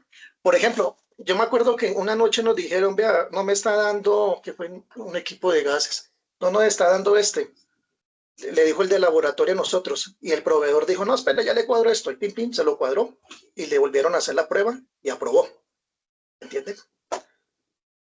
Entonces, la idea es que no quede ningún Profe, equipo descalibrado. Que solo cuadren esa profe, noche. teniendo en cuenta todo este tema de calibración, de ajuste, verificación, yo opino aquí que todo CDA debe tener su plan de mantenimiento, tanto preventivo como el correctivo, que es el que no quiere ninguno hacer. Y dentro de esos planes preventivos están todo ese tipo de calibraciones, de ajustes. Exacto. Entonces, Cuando se cambia, por ejemplo, en el ejemplo que dio allí que de dos ondas y una no pasó, hay que comprar la otra sonda. ¿Ese producto nuevo también se manda a calibrar o tiene un tiempo por ser nuevo que va a funcionar bien? bueno, estoy echando cabeza en el tiempo cómo es que se hacía. Llegaba la sonda, Pero no, esa no venía calibrada. Ok. Esa tocaba, esa no la traen calibrada de una vez. Por lo Lo nuevo general, también se por lo lo nuevo general también se manda siempre a se calibrar. manda a calibrar. Toca Ok. mandarla a calibrar. Sí, porque usted le venden el aparato, pero eso no es que vengan. De pronto, cuando uno compra otras herramientas, de pronto sí puede venir con el certificado de calibración. Estaba echando cabeza cuál era. De una vez que vienen con el certificado. Bueno, hablemos de pronto unos lentes de opacidad. De pronto usted compra unos lentes nuevos, de pronto ya de una vez se lo entregan calibrados, ¿me entiende? Cuando usted lo compra directamente a un laboratorio. Ya, yo ya dice, listo, vea, aquí le tengo esto y de paso le tengo el certificado porque eso ya está calibrado de una vez. Muy bien. Bueno, esto tiene mucha tela por cortar. Esto es lo de las calibraciones. De todas formas, pues los que vayan a ser directores técnicos o que estén en eso, pues deben estar en la jugada, buen mantenimiento. El día que estén calibrando, ustedes tienen que estar encima, que si le llegan a decir el equipo está fallando, no quiere pasar, hay el proveedor y ustedes tienen que mirar a ver cómo lo ajustan esa misma noche y que él mismo le haga otra vez la prueba. Porque es que él le dice, por ejemplo, a las 9 de la noche, el frenómetro no me está dando, por alguna razón. Entonces de pronto el proveedor dice, venga, yo eso lo cuadro, y de 9 a 10 lo cuadro, y a las 10 vuelven y le hacen la prueba al frenómetro, pero esa misma noche.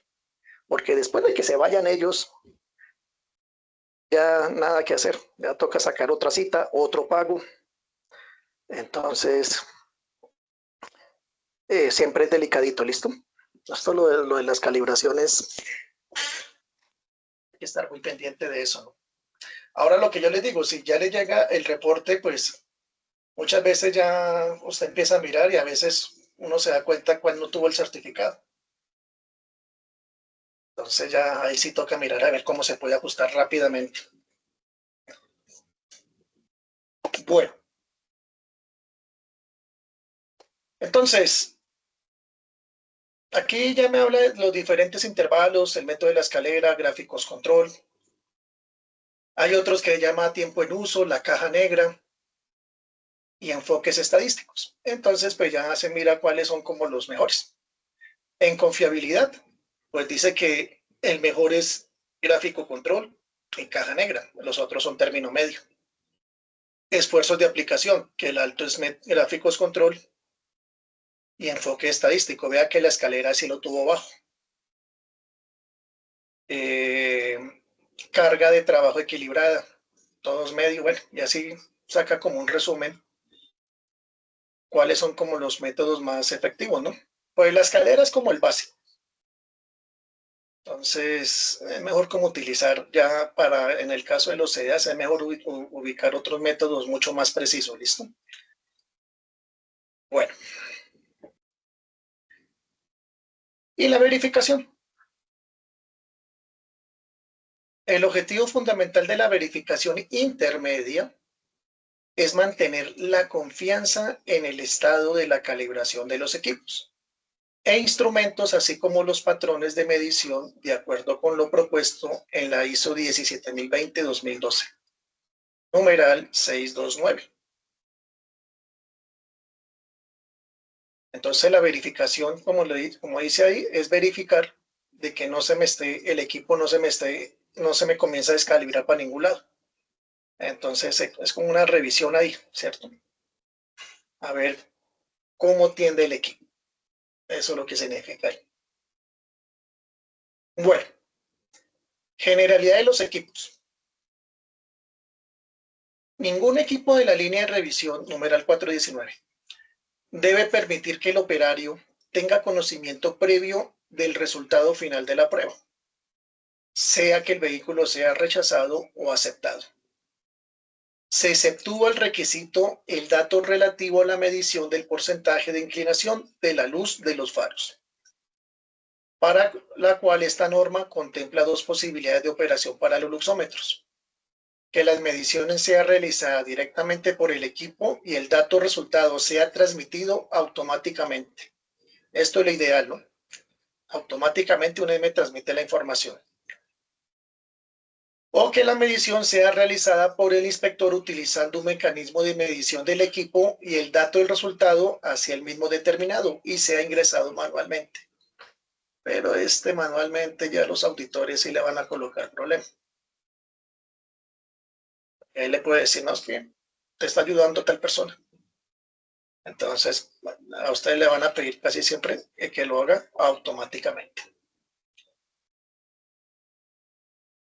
La cancelación de una prueba debe tener la autorización del responsable técnico de la operación de la línea y debe quedar constancia en la base de datos de la cancelación y la respectiva justificación.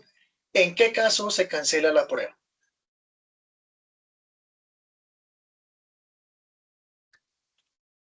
Cuando algún vehículo queda varado en pista.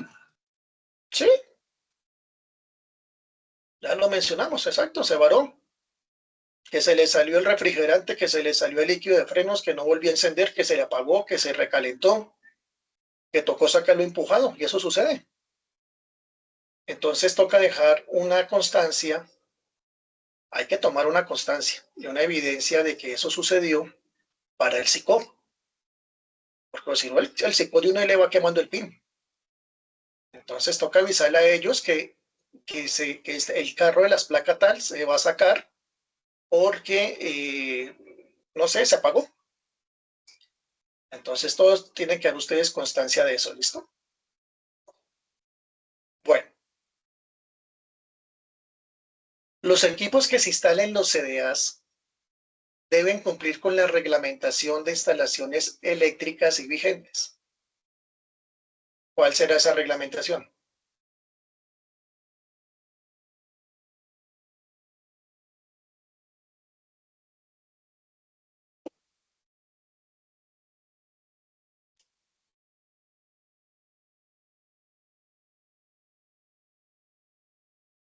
¿Sí lo han escuchado? Es del Ministerio de ¿El Minas y RETIE? Energía. ¿El RETIE?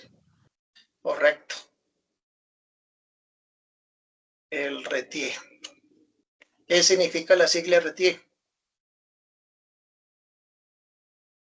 El reglamento Sí, está bien, eléctrico reglamento. técnico de instalaciones Sí, eléctricas. reglamento técnico de Técnico de instalación. instalaciones eléctricas. Exacto, muy bien. Eso es lo que significa. El RETIE. El otro numeral, los procedimientos de ajuste en campo de los equipos y la frecuencia de su ejecución deben estar de acuerdo a las recomendaciones del fabricante del equipo, ¿cierto? Ya está hablando ya de la parte del mantenimiento, digámoslo así. Los resultados de diagnóstico realizado por los equipos, la identificación del equipo, los datos de revisión visual, identificación del propietario, identificación del vehículo, identificación del inspector y del CDA deben ser almacenados y consolidados en la base de datos, ¿cierto? El nombre del inspector, la identificación de las placas del carro, ¿cierto? La identificación del propietario, ¿cierto? Todo tiene que estar almacenado. Cada línea de revisión debe tener instalados permanentemente los equipos que la constituyen para garantizar la revisión del número de vehículos correspondiente a su capacidad efectiva de revisión. Eso ya lo hablamos también. El número de equipos de medición de ruido sonómetro debe ser determinado por el CEA garantizando la capacidad efectiva de la revisión. Usted ya no lo utiliza acá, por ahora.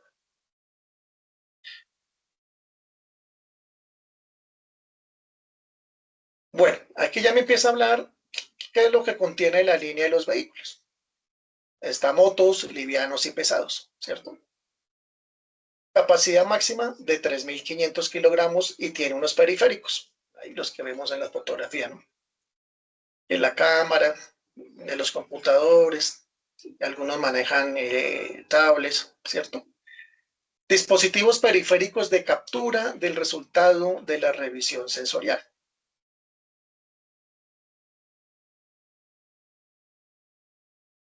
En livianos, elevador, en caso en que el CEDA no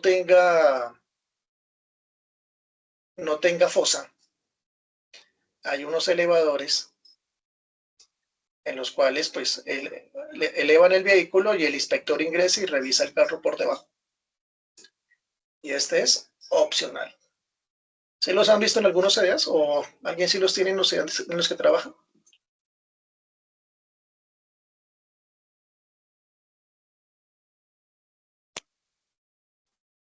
Sí, señor. Sí, exacto. Entonces, si pues sale más barato hacer el hueco y que el inspector baje por la escalera y revise el carro. Pero bueno, pues si no se puede, pues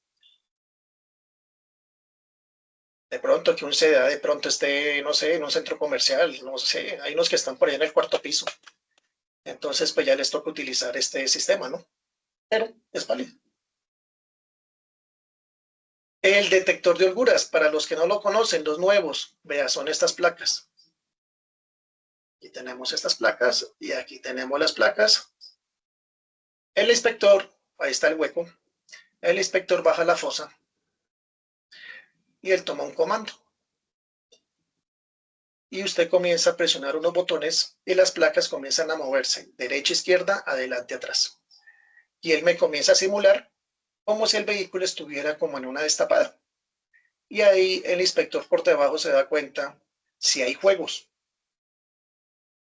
Y si los hay, pues él toma el reporte. Aparte, pues ese comando pues me trae una linterna. ¿Listo? Entonces, esto es lo que se conoce como el detector de holguras. ¿Listo? Detector de holguras con capacidad de carga mínima de 2.000 kilogramos por eje.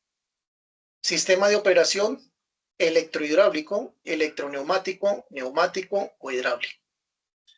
Debe poseer un control de mando a distancia y una lámpara. ¿Listo? Entonces, cuando comience el día, la primera jornada laboral, pues lo que yo hablábamos, el día del mantenimiento. El inspector debe bajar, revisar cómo está la fosa, revisar que la parte hidráulica de este detector de holguras no tenga fugas. Y revisar si está funcionando el detector de holguras, ¿cierto? Si está bien. Recuerda que son máquinas que se les da uso de 10 o 12 horas diarias. Entonces, pues obviamente va a tener algún desgaste. Miremos qué es lo que hace el detector de holguras. Es un dispositivo tecnológico utilizado en los centros de revisión vehicular para evaluar la condición de ¿qué? El sistema de suspensión y dirección del vehículo. Su principal función es identificar cualquier ¿qué? Desgaste, desalineación o problemas estructurales, ¿cierto? Que hay fisuras en el chasis, ¿cierto? En el bastidor. Hay fisuras en el bastidor, entonces ahí no se da cuenta en estas áreas críticas. Las holguras, también conocidas como juegos o movimientos excesivos, pueden surgir debido al desgaste normal. Accidentes, eso pasa mucho en las ciudades. El berraco hueco que está en todas las ciudades y que está lloviendo y ¡pim! Uno lo agarró. Ahí, o a veces no están pintados los policías acostados y mucha gente se da cuenta tarde y el carro se alcanza a elevar y ahí se empieza a tirar la suspensión o muchas veces ahí empieza a partirse el bastidor cuando cae. El detector de holguras identifica estas irregularidades y ayuda a prevenir los accidentes, como fallas mecánicas de un automotor en la carretera. La importancia en la revisión técnica. Los vehículos en condiciones mecánicas deficientes representan un riesgo para sus conductores, pasajeros y otros usuarios en las vías, así como en las carreteras. Los sistemas de suspensión y dirección desgastados o dañados pueden afectar la estabilidad, el manejo y la capacidad de respuesta del vehículo ante situaciones de emergencia. Aquí es donde entra en juego la importancia de los detectores de holguras en los centros de revisión técnica. ¿Listo? Por eso es muy importante tener esta máquina al día. Bueno, aquí ya me empieza a hablar del medidor de desviación lateral. Esta prueba mide la desviación lateral del vehículo en cada uno de sus ejes. Si es superior a más o menos 10, el vehículo será rechazado, ya que presenta desalineación. ¿Qué significa esto? Los que trabajan en CDA o en pista.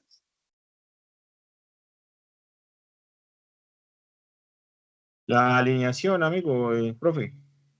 Sí, sí, correcto.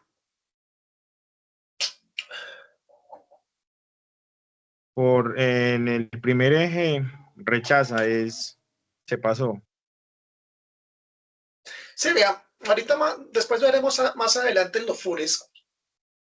Actualmente dice que 10 es el máximo, ¿cierto? ¿Qué significa? Más o menos 10 significa que en 10 metros el vehículo se va a desviar demasiado y eso implica un riesgo inminente. Entonces, lo que yo les decía hace ratico, me quedó torcido.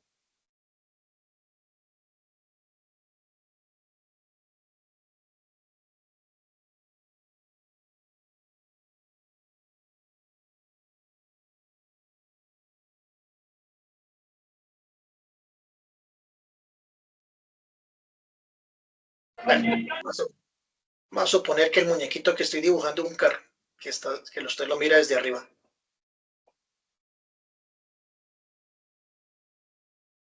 Y como les dije al comienzo de la clase, pues si usted va en carretera y usted suelta el manubrio con mucha precaución, la idea es que el vehículo siga andando hacia adelante sin usted estar tocando el manubrio.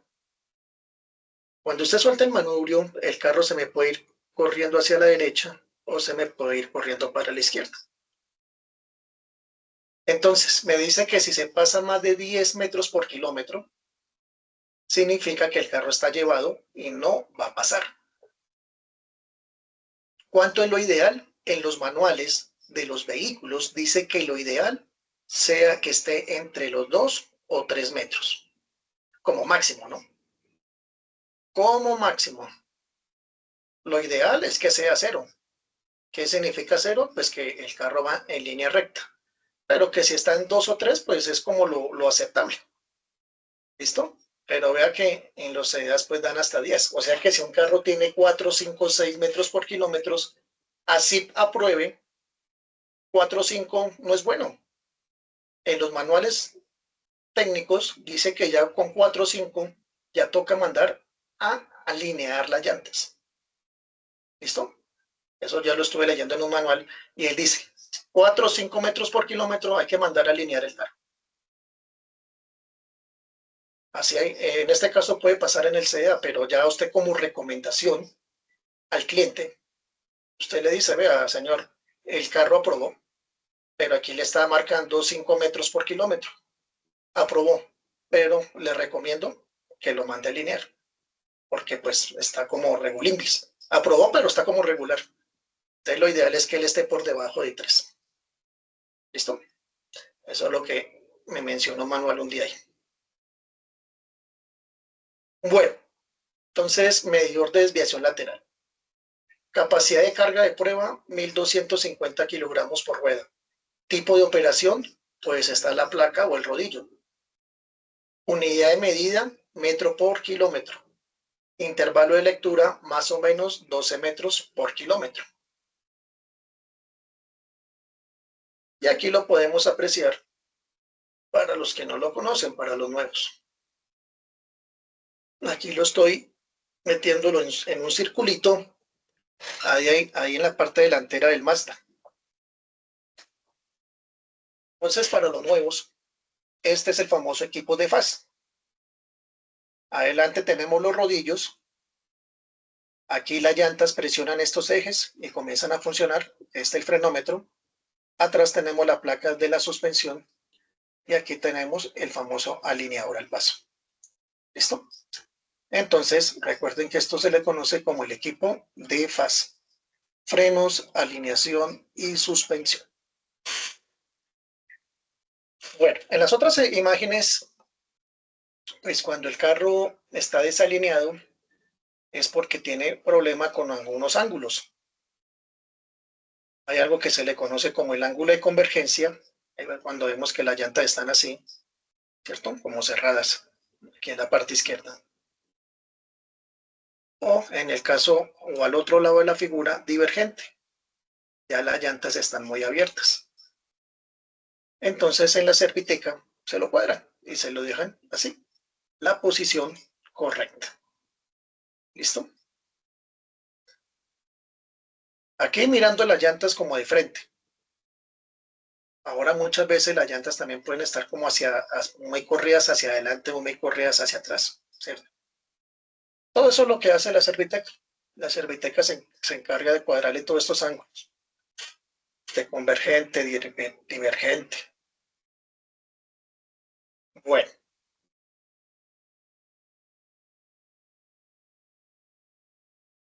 Tenemos el analizador de suspensiones. Aquí vemos la foto. ¿Qué ven mal en esa foto?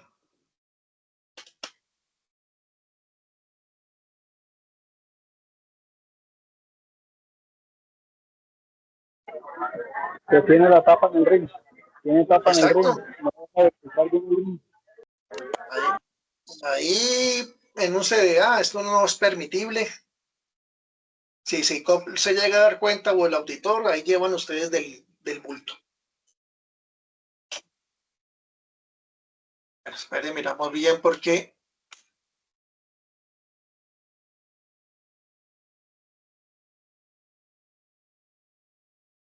¿o será que ese es un ring original?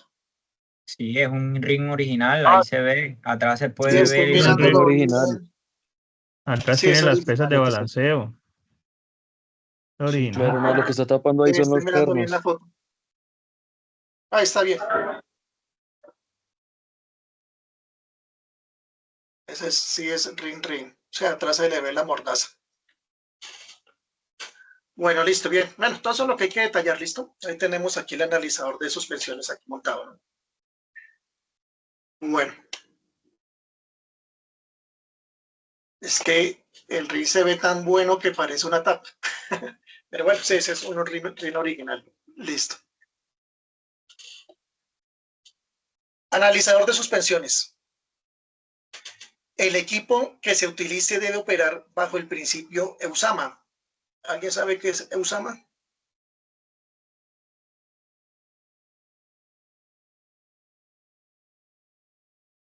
Que ahí la norma me lo... Ahí.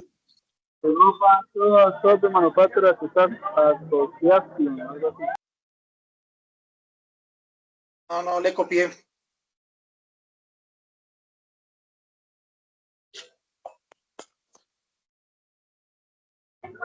Bueno. Que Usama, ahí está lo que significa. Ahí está lo que significa Usama.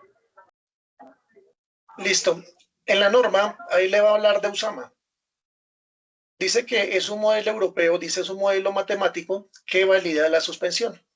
Se somete a la suspensión del vehículo a una oscilación simulando las condiciones de carretera para obtener un grado de adherencia del vehículo de la misma. Eso es lo que hace el sistema EUSAMA.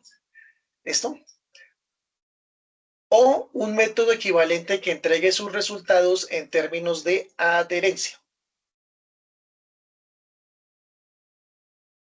Máximo peso a medir, 1000 kilogramos por rueda. Precisión en medida de pesa, 3% y resolución en peso, 1 kilogramo. ¿Listo? Cuando estamos hablando en el analizador de suspensiones y reprueba, en realidad, ¿a cuál elemento se está hablando de la suspensión que reprobó? Amortiguador. Del amortiguador, correcto. Entonces, cuando el vehículo no aprueba el amortiguador es que no tiene buena adherencia. Eso es lo que me está diciendo ahí. Bueno, aquí ya vemos el vehículo montado en el frenómetro.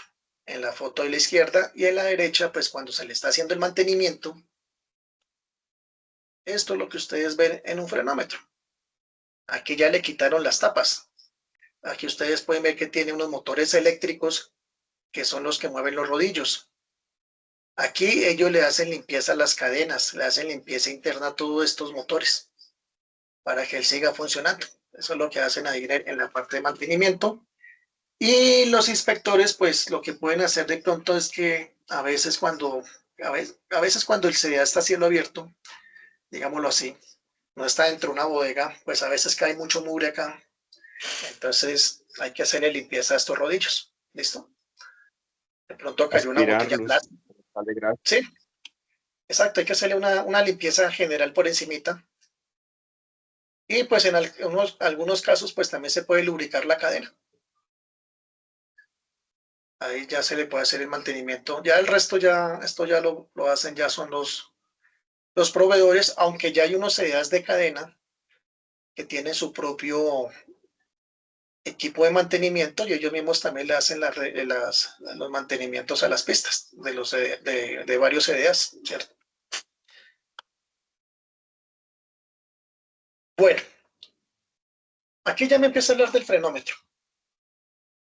El frenómetro pues puede tener rodillos o plataformas. Entonces, aquí en el ejemplo de este carro azul, aquí lo tenemos en rodillos. Pero también se puede realizar los frenos sobre unas placas. O sea, el carro toma una velocidad, se monta sobre unas placas y frena. Y a él también le toma lectura. Entonces, ahí le está diciéndole, vea, puede utilizar rodillos o, pues como es un carro, pues cuatro plataformas. O sea, para allá. Eficacia del 0 al 100%. Sistema de pesado integrado al frenómetro o al medidor de suspensión. Balance de lado a lado de 0 a 100%. Capacidad de carga mínima 2.000 kilogramos. Precisión de medida de fuerza de frenado 2%. Fondo de escala fuerza de frenado mayor o igual a 6.000 Newton por rueda. Coeficiente de fricción mínima en húmedo mayor a 0,5. Velocidad mínima, o acá, 5 kilómetros por hora en rodillos. Velocidad típica en las plataformas, ve que aumenta la velocidad de 4 y 15 kilómetros. Potencia mínima del motor, 2 por 3 kilovatios. El equipo debe proveer un sistema necesario para ejecutar las pruebas en vehículo de tracción en las 4 ruedas. Vea, cuando llegan los camperos,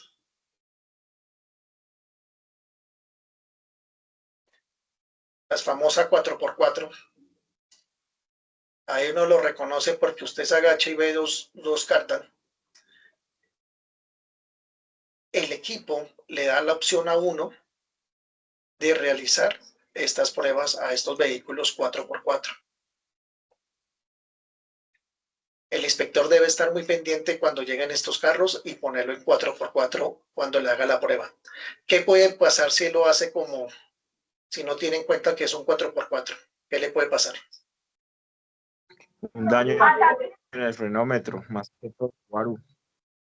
Exacto. Ahí puede ocasionar un daño bastante grande, ¿no? Entonces tienen que estar muy pendientes cuando llegue un 4x4 para que cuando se le haga la prueba, ahí le ponga la opción 4x4. ¿Listo? Precisión en medida del peso, 3%. Una preguntita respecto a eso del 4x4. Sí. Porque, ejemplo, acá en donde estoy, qué día estaba realizando esa prueba del frenómetro y, o sea, yo entiendo 4x4 cuando el carro tiene la doble puesta. En ese caso, pues era una burbuja y esa burbuja tenía la doble puesta.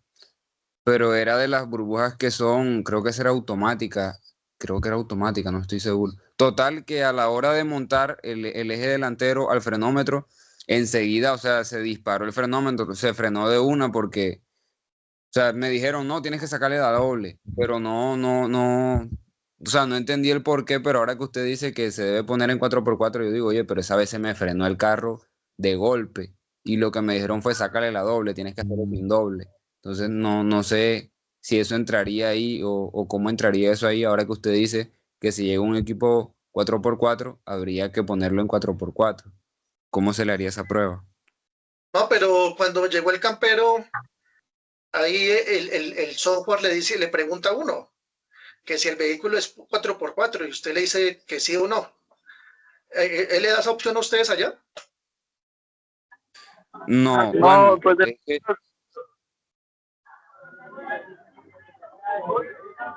Ahora, Porque, en donde estaba, es que En la yo cambié de aplicación sede. En la 4WD. primera,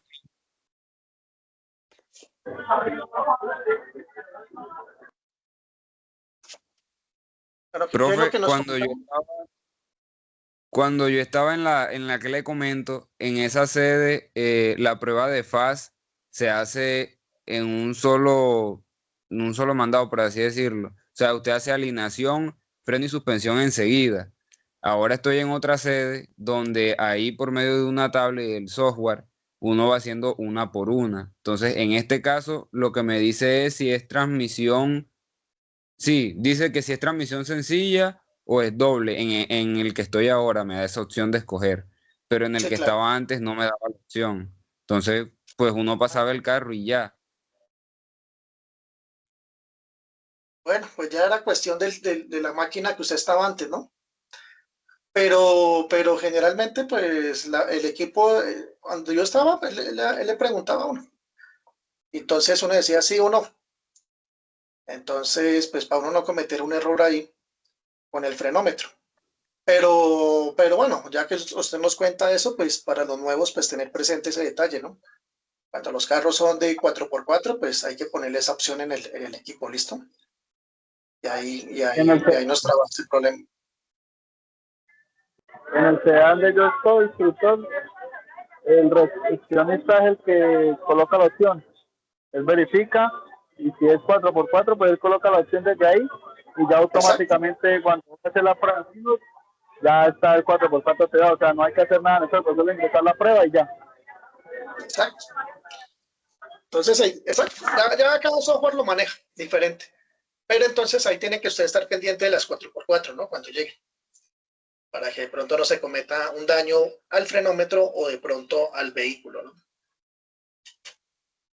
Hay Bueno, una, bien, ahí no sí, existe la posibilidad de prender el testigo de ABS o el de tracción. de prenderlo. Sí, en algunos vehículos, porque pues iría como a mandarle algún dato a la computadora de que una rueda esté girando o frenó de más o con el ABS y concernente con el testigo del tablero del vehículo. Y si lo llega a prender, ¿en qué lo apaga uno? ¿Tienen un escáner allá? Ok. Yo realmente no No, trabajo en un CDA, estoy nuevo, Mauricio. No sé si les habrá pasado a algún compañero o algo más que les adelante, prenda a los testigos.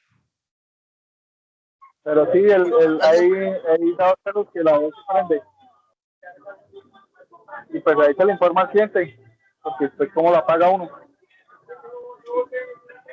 más adelante hay un procedimiento en el que dice cuando se encienden los testigos, muchas veces ahí menciona que toca sacar el carro, darle una vuelta para que, para que las Profe, llantas vuelvan a agarrar, para que las 4 llantas vuelvan a profe, trabajar en simultánea y vuelve y se apaga. Sí, lo escucho. profe, digamos los testigos, si se ha pasado que se prenden en las motos, pero en las de alto cilindraje, cuando no se les Sí. quita el control de tracción, si se les prende el testigo del motor. Muchas veces toca mandar escanear el motor para ver qué le pasó la falla, porque cuando no les apaga el control de tracción, en el frenómetro sí les pasa eso en las motos de alto cilindraje. Bueno, exacto. Bueno, listo. Lo que estaba preguntando su compañero, hay un manual de procedimiento de inspectores, ya vimos ¿el de qué? El de los recepcionistas, ¿no? En el de inspectores, en el equipo de FAS, él nos dice que cuando se encienden los testigos, pues él da varias recomendaciones, que sacar el carro, apagarlo, volverlo a encender, darle una vueltica ahí, y cuando él detecta que las 4 llantas vuelven a trabajar correctamente, todas están girando en simultánea, pues él recomienda que ya el testigo ya se puede ir apagando. Bueno, eso lo vemos más adelante en un procedimiento, porque pues él se puede encender, ¿no? Bueno, listo. ¿Qué iba? Bueno, precisión de medida del 3%, sistema de bloqueo en rodillos automático y resolución de lectura, ¿no? Bueno, esas son las características que me pide para el frenómetro, ¿no?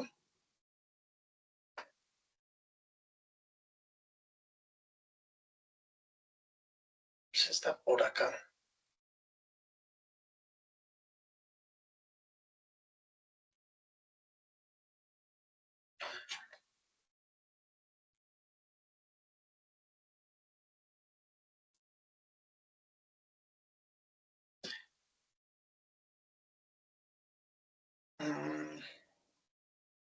Estoy mirando si aquí está lo del 4x4.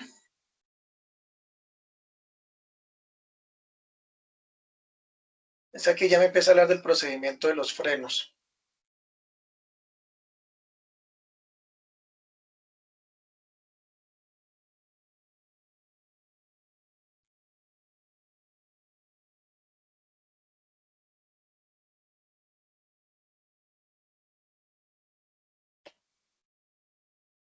Lo tengo acá. Me toca buscarlo. Pensé que lo tenía aquí.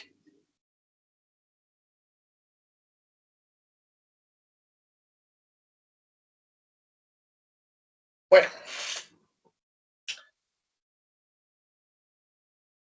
En la prueba de FAS me habla de la alineación. Dice, se ubica en el equipo, abre el programa, digita la clave. Pero aquí ya me comienza a hablar, ya es del procedimiento en la parte de FAS, ¿listo?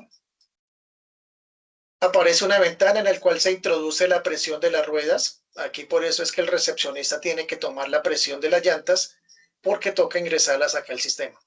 Y la profundidad de labrado en cada una de las ruedas en las que se le va a realizar la prueba. Vean, en otra pantalla se selecciona si el carro es sencillo o es 4x4.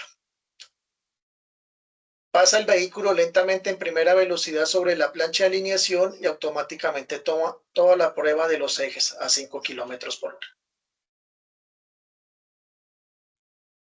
Terminada esta prueba, se pasa el vehículo a la prueba del frenómetro. Bueno, ¿qué horas son? Ya no hay media. Dejemos hasta ahí y mañana miramos el procedimiento que se realiza en FAS, a ver si yo encuentro la parte del 4x4 que manejábamos en ese tiempo, que él especifica qué hace cuando se enciende el testigo. Que pensé que lo tenía aquí, pero no lo tengo. Bueno, hasta aquí tienen algún comentario o pregunta. No, señor. Listo. Bueno, entonces, si no tienen dudas, entonces nos veremos mañana en la misma hora, ¿listo? Listo, profe. Bueno, Muy amable. muchas Feliz gracias. noche. Bueno, listo.